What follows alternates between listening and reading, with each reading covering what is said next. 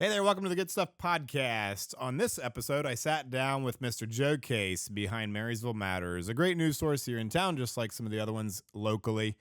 But we had a conversation about his crystal ball predictions here for the second half of 2025. What are the things that people are going to be talking about? What things we should pay attention to here in the community? So, a lot of good information there. I encourage you to check him out and check out Marysville Matters. In case we don't know each other, my name is Derek Schwyn, local community enthusiast, business owner with Good Stuff Media Company, host of the Good Stuff Podcast, real estate agent for the last 13 years here in town. My goal here is just to talk about the community with a glass half full perspective and help you guys out however I might be able to do that. So if I can help you out with some media, some real estate, or a good podcast to listen to, follow along, subscribe wherever you might be watching or listening. Also, a quick thanks to our sponsor, the Coffee Hall KRD Designs, that helped out with the sign. If our sponsors can help you out or there's anything I can do to help you out, let us know. Until then, enjoy the episode. Cool. This is the interview portion. This is the interview, the meat and potatoes of the conversation. Meat and taters. So we have some exciting predictions, right? Well, we'll see if they're exciting or not, but we do have predictions. Well, the caveat would be we wouldn't do this or be sitting here if we didn't think it was interesting. I think it's interesting. And I assume if anybody's watching. Yeah, hopefully you think it's interesting too. So. Yes.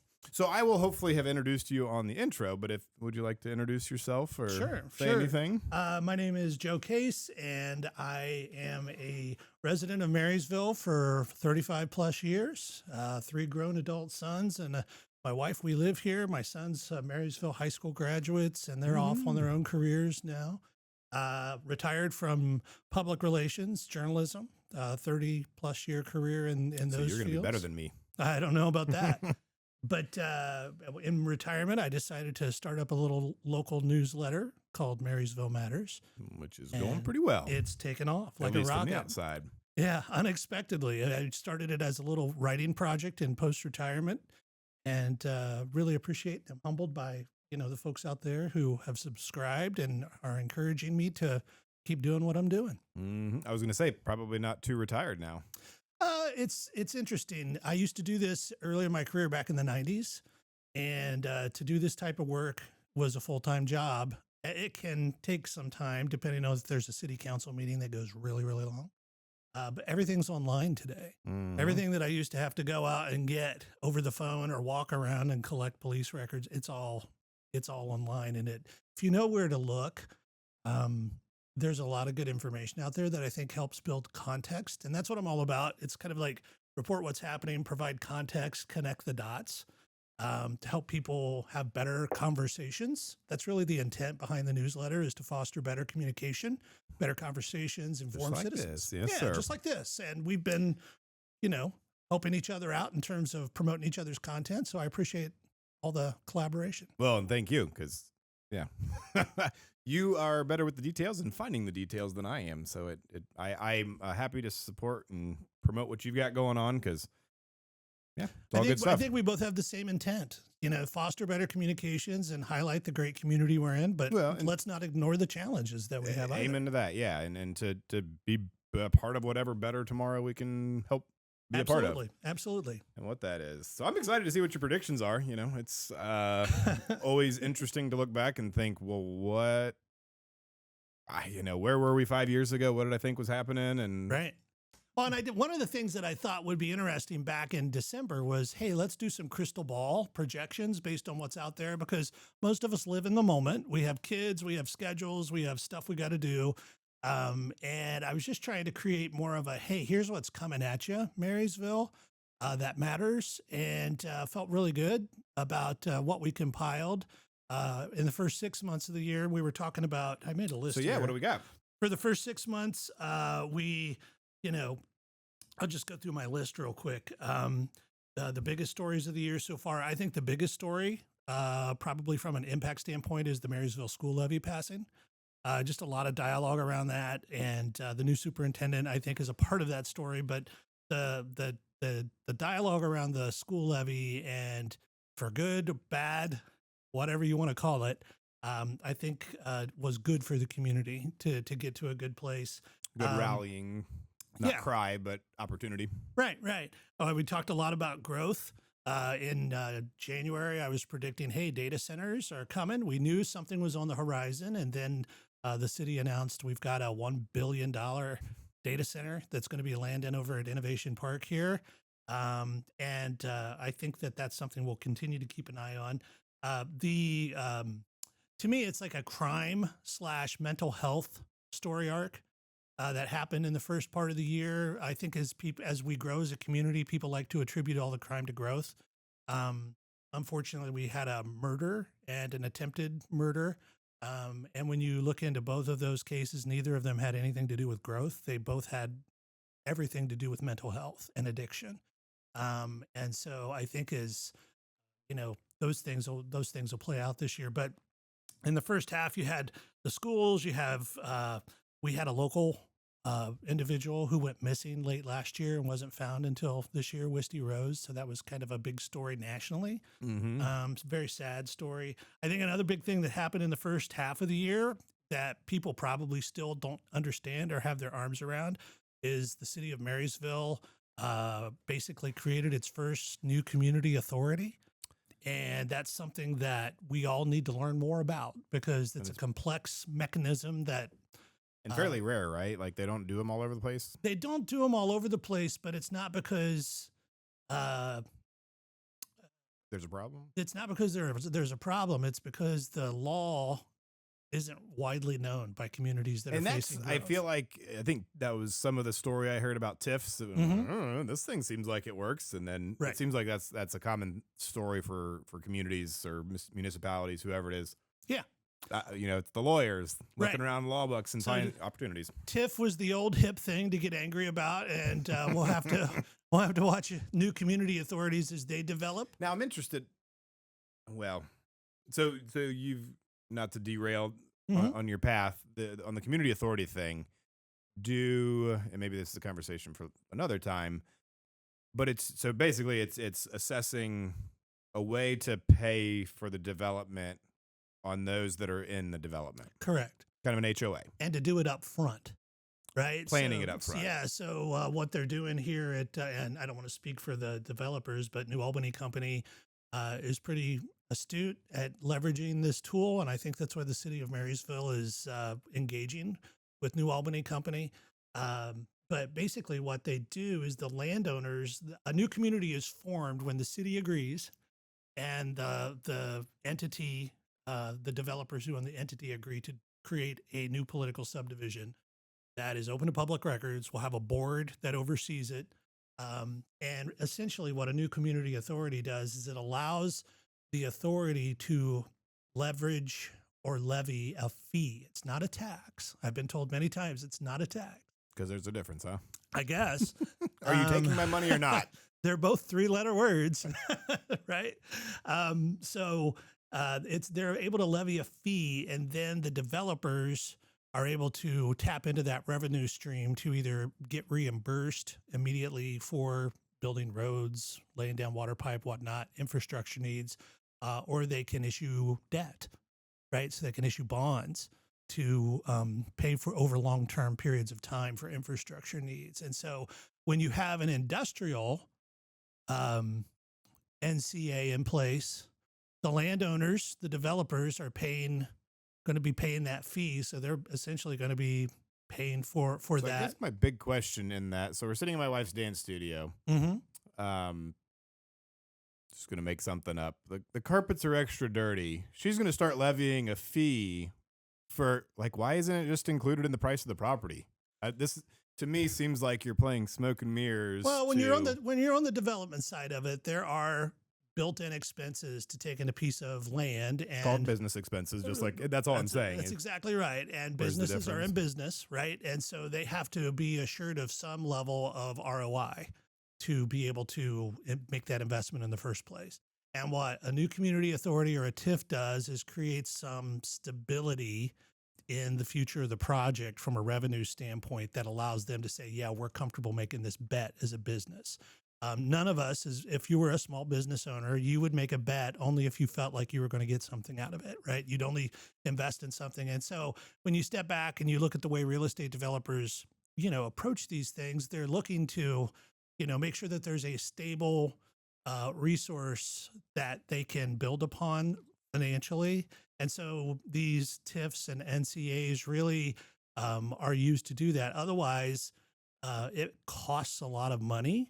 Well, that's the other part of it. And the other question is it just because there's a whole nother ball of wax of things are just too expensive. I mean, I haven't heard an update, but a handful of years ago that $92,000 for every house that is built goes directly to regulatory fees and that kind of stuff. Wouldn't doubt it. And so I'm sure resident or commercial is fairly similar. And so I can understand things are crazy, but it's still just interesting. My wife doesn't get any reassurance of opening her business just because times are tough.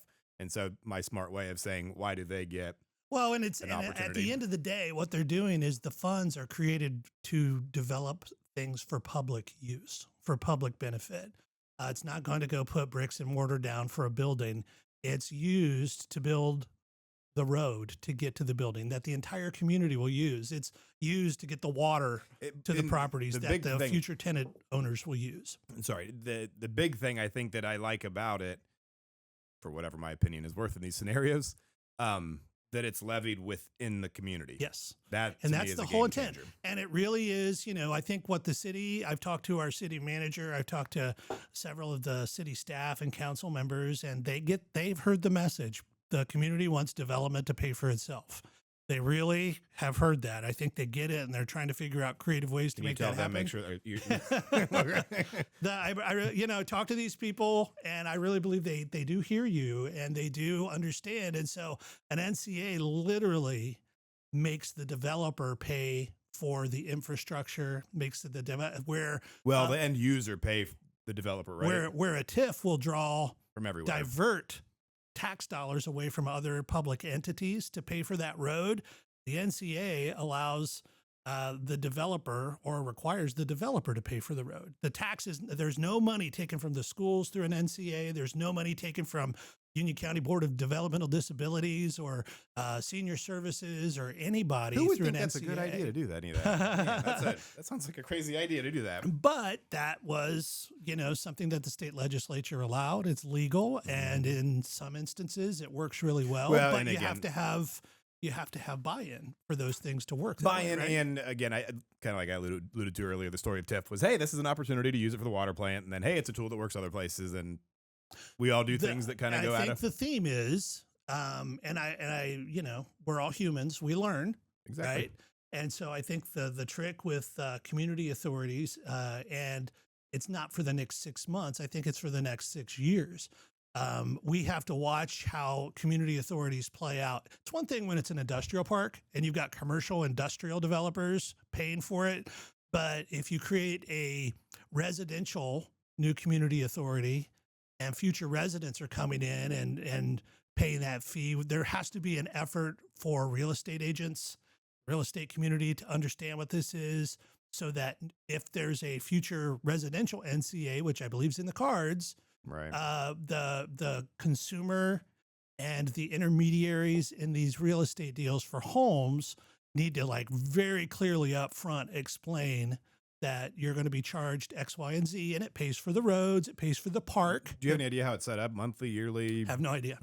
I have no idea. Because it should just be like an HOA or a tax, or it's just like CAUV. Hey, your property's in CAUV, but if you do this to it when you buy it as a real estate agent, hey, I need to advise you that your taxes are going to go up if you do X, Y, or Z because it doesn't qualify for this discount anymore. That's exactly right. Yeah. Okay. Okay, sorry. I feel like I got us off track of what we're really here for. It's part of the growth theme, right? It's part of the growth theme, and that is one of the top, I think, things we should be looking out for the next couple of months. For the second half of the year, if you think of all the projects that are in the pipeline, and I just made a little list in Marysville. This is just Marysville, right? You've got Chick-fil-A. Mm-hmm. Hey, I've actually got some questions out to the county building officer this week to see what do we know about timelines, because everybody wants to know about Chick-fil-A. Dairy Queen, Dairy Queen. Looking good. That's going to turn out really nicely. And I really have faith that once that entire 5 Points intersection is done in 5 years, people are going to be like, this is really nice. Yeah, it's going to be a big change curve, though. Oh, well, change, and it's bad. I'm thoroughly impressed. How many cars are coming from like the airport? I swear there's like a boatload of people getting off on planes. Yeah. Because Coleman's Crossing is closed, but there's still a ton of traffic coming There's down a lot Industrial. of stuff happening all the time, isn't there? Well, but where are they coming from? There's not that many businesses that way. They're coming anyway. from, yeah. So that being closed, Cherry Street being closed, yeah, Yeah. right now 5 points is whew. It's going to be painful. I agree with you. I think You got Roosters is getting remodeled. They're working on it right now. You got Marysville East, right? That's a big issue right now. The Marysville East Industrial Edition. That's going to be a big topic for the next several months. Could go all the way into the fall. Talk about that here in a little bit. You've got Hickory Woods. You've got Weaver Ridge. You've got Marysville North, which was just approved. And so we're going to see things starting to jam on Marysville North.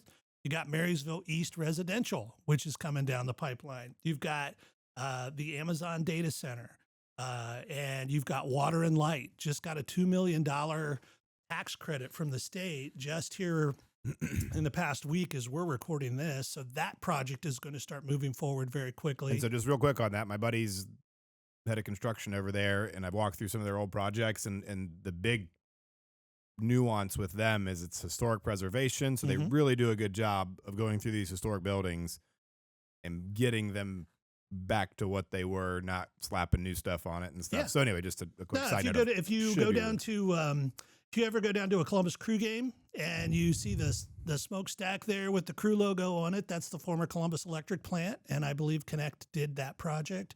That's the one. That's the first one I saw. He walked me through and said, "Hey, that panel right there used to turn power on for the State House. That's with a street light. So it second centralized municipal light plant in the country."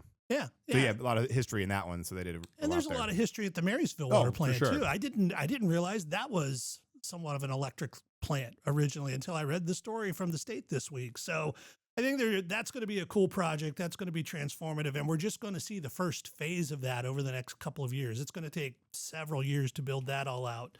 There are even more projects than that, but there's a lot of growth coming in the community. There are a lot of things that are going to be coming before the Planning Commission. There are a lot of things that are going to be coming before the Design Review Board.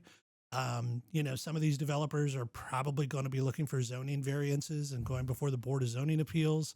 I like your tidbit on PUDs versus zoning. That's a good distinction. I thought that was really interesting. And, I thought a really good point was made this last week. And again, if you didn't read the story this past week, I wrote a story about what a PUD is. It's a planned, what's a PUD? Planned unit development, right? It's a zoning mechanism that can overlay the existing zoning codes. And the city council that we have right now, from my perspective, is trying to use planned unit development zoning to kind of squeeze more out of developers, right? And I thought there was a great example the other night where, we have, I think it's the Hickory Woods project was on the agenda and was up for first reading. And they really made a good point of, hey, if we developed this the way it's zoned, we'd have to touch every part of the property. We'd have to tear down all the trees.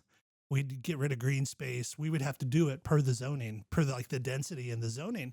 And what this planned unit development mechanism does, it allows the city to work with the developer to kind of tailor make a zoning code for that development. It's kind of like the community authority, like it's specific to the development. It's specific to development, but this is more about the design. No, I know. I'm just saying it kind of, rather than having the broad strokes of zoning, it allows a specific project to kind of be unique is what I'm getting at, and not just cookie cutter everywhere. And one of the things that I think so we've got planned unit developments for many of the developments around Marysville right now. And again, it's over many of our heads. It's just too complex.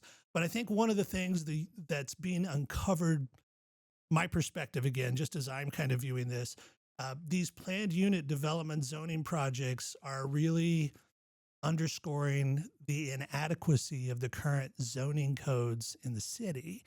And we're all concerned about growth. And I hear a lot of people say smart growth, and I don't think smart growth. If you wanted to go totally smart, you would go with what can make you the most money over the most amount of time. I think what we're all asking for is sensible growth, right? Sensible growth, I think. And one of the key ways you control that long term is through stronger zoning codes. And I know that the council president, Donald Berger, he's hot on this. I've talked to him many times about it. And I've been kind of like, I wasn't On a true PUDs? believer. Yeah. Well, no, on stronger zoning codes overall. Oh, just in general. Yeah. Now, And what does stronger mean? Because that's part of the challenge in communication of a lot of these things. We use these words of, well, what's stronger? To me, is stronger of, I don't want people coming in. well, Everybody's got I stronger. think what they're looking for is, hey, why do we have to do a planned unit development zoning overlay for every one of these projects? What if we had a zoning code that said, this is the amount of density in this type of area? Right. This is how many houses. This is how big the lots have to be. This is Yeah. how big the street has to be. Well- Hey, there can't be any cul-de-sacs. And that's what I was getting with the PUD. Yeah. I think it allows for a less homogenized residential experience throughout the community. Like this one's a little goofy because it's like this, but people like that. Yeah. Or this one feels more country. This one feels more townhouse. This one's got parks. Or so I think it's challenging to be specific enough to create rules, but wide enough to allow for creativity. And creativity and preserving the historic nature of the community, preserving the feel of the community, right? Instead of, I think there was a comment made, I forget which council member made it the other night, but they basically said, hey, if we just use the straight zoning code, developers will come in and they will meet the least needed standard required of them. And these planned unit development packages are actually amping up above and beyond what the code requires, and we're getting better development out of it. Do you have any examples of, again, stronger or better? Or I think, well, again, I go to density. You don't want as many houses packed into an area. You want the streets that are wide enough, not too narrow. You want the character of the buildings there, what's allowed and what's not allowed, yeah. that kind of stuff. And then also, for certain parts of town, doing things to preserve the uptown area, right? Requiring certain things of property owners, and you can't grandfather or cause somebody to do something by updating the code afterward, I don't think. But doing things to preserve the unique character of the community, putting it in the code. Whereas right now, if they followed the letter of the code and just the bare minimum of what is required, we're just not going to be happy with it. Well, and we are in a phase of construction and what people want in general. I drive by these developments. It feels like somebody comes in and goes, scrapes it clean, flattens it out. To me, it's Stepford Wives, or what's that movie, Stepford Wives or whatever. Everything's perfect and manicured, but like even any other stuff, it's like, where's the character in any of this? It just gets to a manufactured, sterile standpoint, and so that's great to hear. Yeah, but it all gets to, I think, one of the story arcs that I'm foreseeing here in the next 6 months and probably the next year is this discussion around stronger building codes in Marysville specifically. My hope is we're going to see that. I know that the city is in the process right now of producing a vision plan for the future. And I've talked to a couple of council members who are involved in that, and they're just coming up on the stage where they told me that we, the community, are going to be in the near future invited into this process. They want the community's feedback. They're not building something and then pushing it on everybody. They really want people to get engaged and provide their feedback on what they're visioning for the future for the community. So I've been to some of those sessions and people don't show up. Right. And I think that's one of the, to me, it's one of the bad byproducts of a social media world. People like to speak out on social media, but when there's the opportunity to come and actually provide input, very few people show up to the meetings. Well, and I've had this topic before in conversation, as we were saying earlier. I can't remember if we were recording or not, but we're always in the moment. We don't often, kind of like your crystal ball, we're not thinking out into the future. And I think part of the problem is because it takes so long to do any of this stuff, the vision comes 5 years before fruition. So they're asking people, what do you want? And it's so disconnected from the reality. Right. I think it's hard for people, in fairness, I think it's hard for people to come up with all this stuff. And so I think it's a really challenging thing to connect those two dots. I really do, but I do believe that it's possible. I think the Marysville schools have done a really good job of getting community input on their facility strategy. We've had a lot of full rooms of conversation on that. So I do think it's possible. I do think we're up to the task as a community. I think there are enough people that care, and I think people are more aware now than ever. of what's going down around them. And so know that you're going to be invited. There's a meeting. We're recording this on what's the date here? The 27th. Yep. On Monday the 30th. There's a meeting where they're asking for input on East 5th Street, right? So the city's making an effort, and I give them credit. I hope that this vision work that they do has some good outcomes to it. But the zoning component, I think we're going to see more talk about that as we move forward. And that's a common topic in here is just the vision of our community. And I think that's lacking in especially a unified way. And so I think that is a big challenge we're up against. And hopefully a vision that is real is a vision that is shared. And so I think it's really critical that the city take the time to get this right. And my hope is that they don't just include residents, but they include everybody around Marysville too, because people who live around Marysville have just as much a stake as the people who live in town. So growth is a big one. Pushback on growth is another component here. It's really going to be interesting. I think this Marysville East debate that's happening at City Council right now, watching that very closely because that has the potential to turn into, will we see some sort of referendum around that proposal? And do people care enough in the community about what is planned for that industrial park along Watkins Road in the future? I would be surprised if there's not. We'll see. We'll see on it. Next on my list, property taxes. Mm-hmm. Property tax is going to be huge in Marysville and Union County on the second half of the year, because if you own property, you and I, in about a month, are going to get a postcard from our county auditor, Andrea Weaver, inviting us to go to her website and find out what the new valuation on our home and our property is.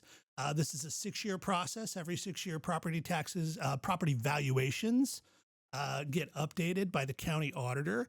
Auditor Weaver, I think, is one of the best county auditors in the state of Ohio.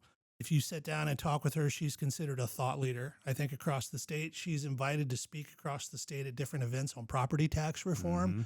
Mm-hmm. And I think out of all of our leaders who really get how it works and the impact of it, we're really fortunate to have Miss Weaver. She's really, really a smart cookie on that. And we are, and I don't know the implications. Yeah, it's the 27th, so we're about a month away from that. Well, and about 4 days away from the state budget coming through and some potential changes there. So state budget, we got to watch that. And there was a lot of talk at the General Assembly level of getting rid of unvoted inside millage, which would destroy local government across the state of Ohio. Crazy that was on the table.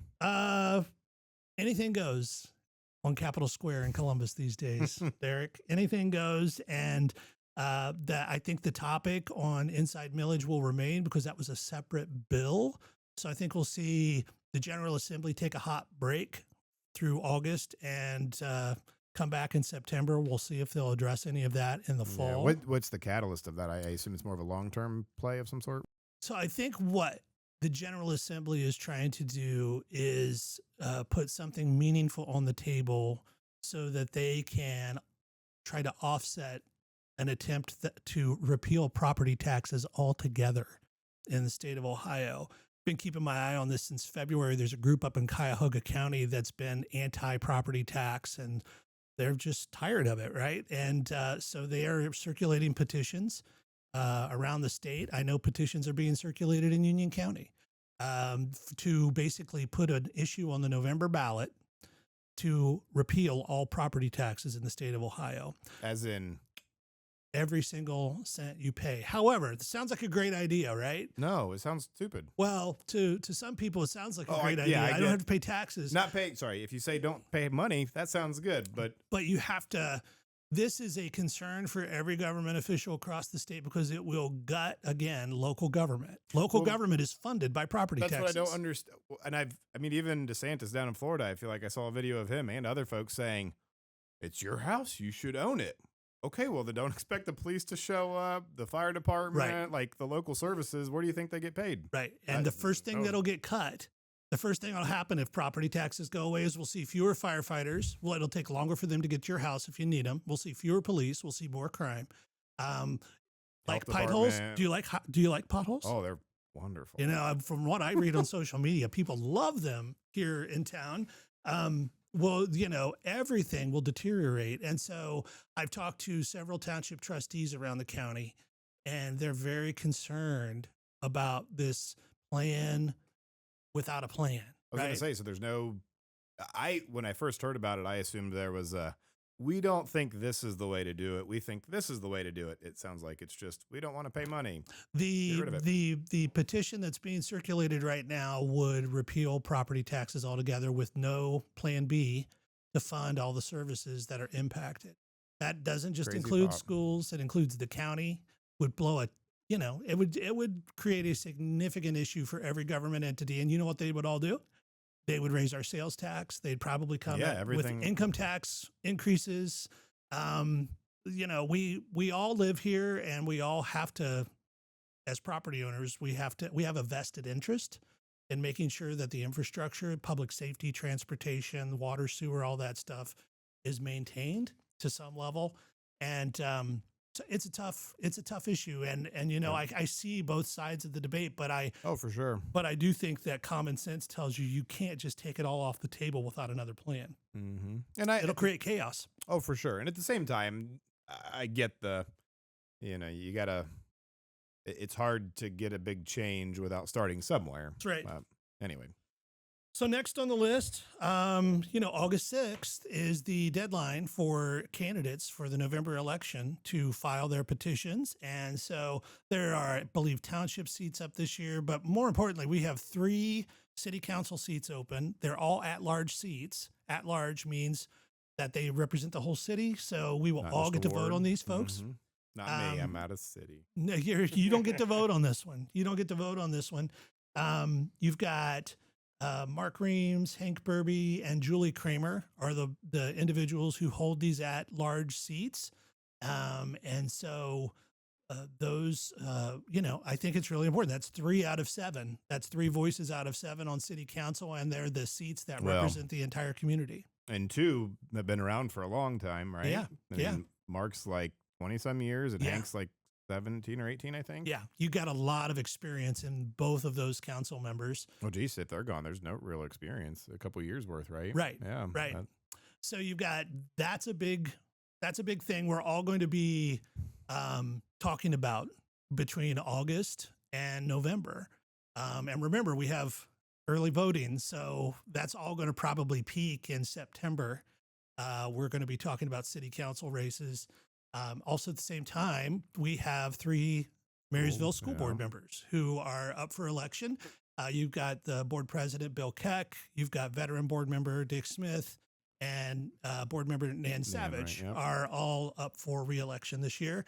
And we'll find out on the 7th of August who's running for office, right, and what's facing us. But we will the election, I think, from a local standpoint, it'll be a really important election. I feel like in a lot of ways, our community's kind of at this juncture of a lot of things. Yeah, there's a lot of things pulling together. Also from an election standpoint, and this is more out in the townships, fire levies. So fire departments across Union County are really strained for resources. I've had conversations with Chad Jolliffe down in Union Township, Milford Center. They're barely able to keep staffing up down there. And guess what? Milford Center's had a couple of fires recently. One destroyed a house a block away from the fire station, right? And so they're looking at fire levy potentially. Jerome Township has already voted to place a renewal levy on the ballot for their fire levy. Jerome's the most affluent township in Union County, and voters there have turned away fire levies 5 out of the last 7 times. Not only are they just trying to keep the ship floating, but Doug Stewart and his team, Doug's the fire chief down in Jerome, and they have a fire station. The station on Route 42 in New California is about, I think it was built in 93. And they need to build a new station. It's literally a health hazard for the firefighters to work out of that station because the township's grown. The equipment they have now is nothing like what they had to accommodate back in 1993. And so they're trying to figure out in Jerome, how do we build a fire station, right? There was a new station next to the Kroger that went up if you go down there. But Nationwide helped build that station. And so Township Trustee Wesley Davis is working right now with some parties to try to figure out if they can figure out another public-private partnership way to build a fire station without necessarily asking taxpayers to float the bill. And what I'm hearing is, Jerome and Union Township are out there right now, but fire departments all across the county are struggling. It's such an odd time, and maybe this is how it always is. Just seems like, let's get rid of property taxes. We don't want to pay for fire. We're strained for this and we're strained for that. And it's a really interesting time. Yeah, I think I do think it's interesting. I think a good one that's coming forward, the city is working really hard on the master plan for parks and recreation. So I think that they released some details this week. Stephen Wolf is the council member who's the chair of the Parks Committee, and they've surveyed the community, asking what the community wants, and really, trails, green spaces, places to gather, things like that. It'll be interesting to see what comes out of that master plan, because at one time I know the city was polling on, hey, would you pay a 0.25% income tax for a field house or a swimming pool or something like that? It'll be interesting to see if those types of things pull through that plan, or if they focus more on general amenities like trails and things that they can build on easily. So yeah, it's interesting. As an outside person outside of town, I think a 0.25% for you guys to pay for somewhere for me to go play sounds good. Well, I think that the income tax issue is an interesting one.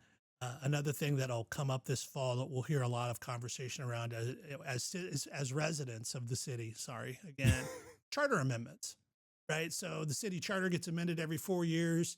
And there are 4 amendments that are going to be on the ballot for city residents. I think the most meaningful one addresses the commuter tax credit. Commuter tax credit. I worked in Columbus for 30 years, and I lived in Marysville, and I know the pain of paying the Columbus City income tax and the Marysville income tax. And I've totally sat in that chair of, can't they give us a little back? Uh-huh. Now, I was going to say this earlier, and I've always wanted to find a resource, or I don't even know if it's possible, but it's just fascinating to think about why does this thing have taxes to pay for this thing or this person? Because you can justify a fee in a community authority so they can pay for the roads, so it can be for the public good. You buy gas, so you pay taxes on your gas because you drive your car on the road, so it pays for roads. And there's hundreds, if not thousands, of those scenarios. And so I've always thought it'd be interesting to try to wrap your head around the disbursement of, because really when you're arguing about taxes, it's just, well, I want this thing to pay for it, not that thing. Right.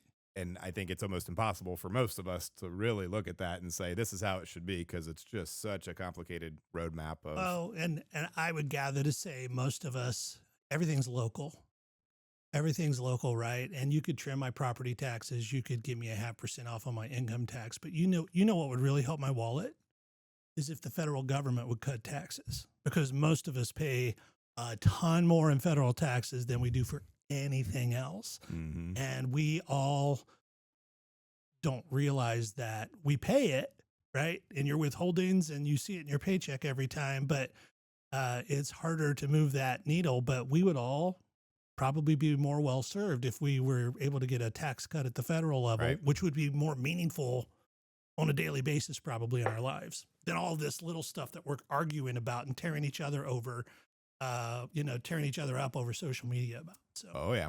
Yep. So anyway, I thought maybe you'd have a resource for me. No, I don't have a resource, but I do. Actually, maybe I do. There's an organization called the Tax Foundation, and they're a global foundation. They're just basically a thought leadership, think tank on tax policy. And I'm an avid reader of their newsletters every week. Fascinating. This week they had some article about the beer tax in Europe. So, it's not just here, folks. It's not just here.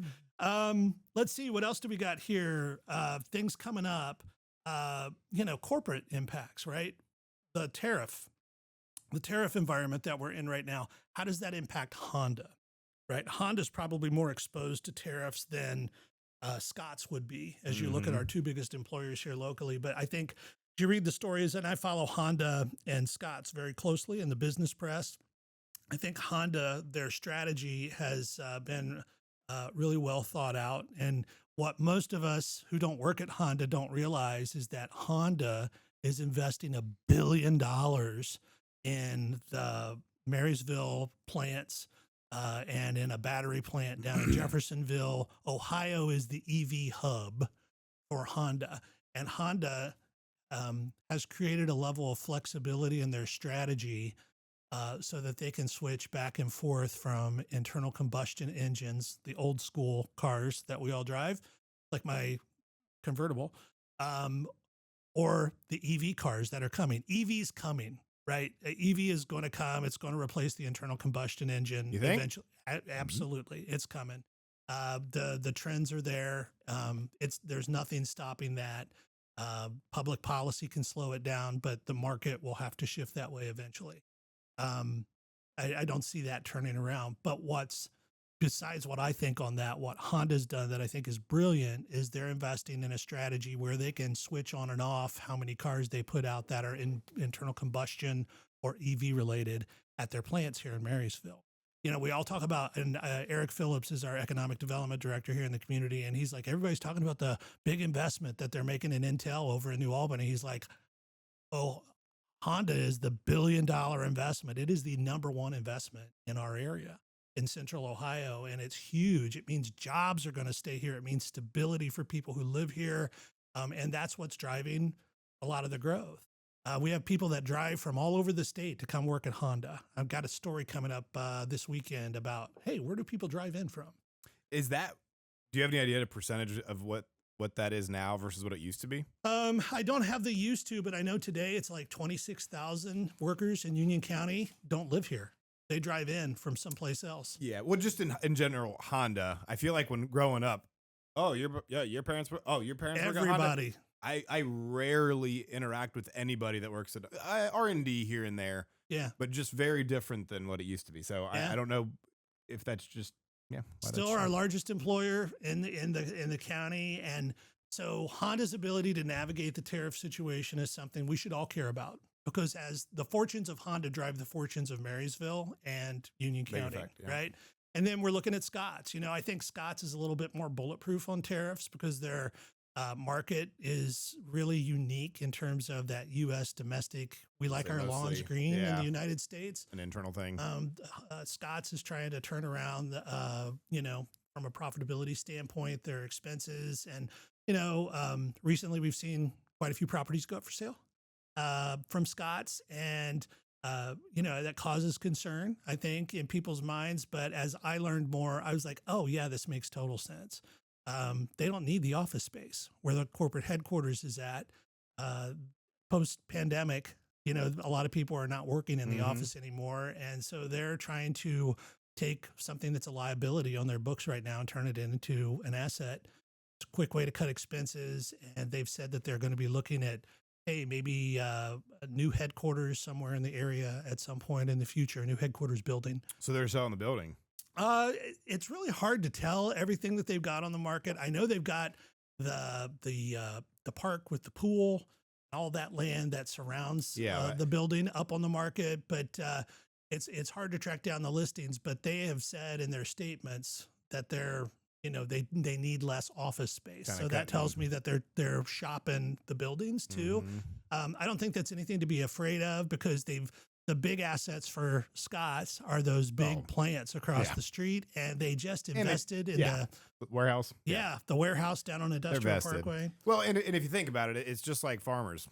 I can farm this, or I can let somebody build a house on it economically. And so, Scott's doesn't care if they're there, or, you can move out to, Scott's is going to be here for, I think they're just trying to figure out how to.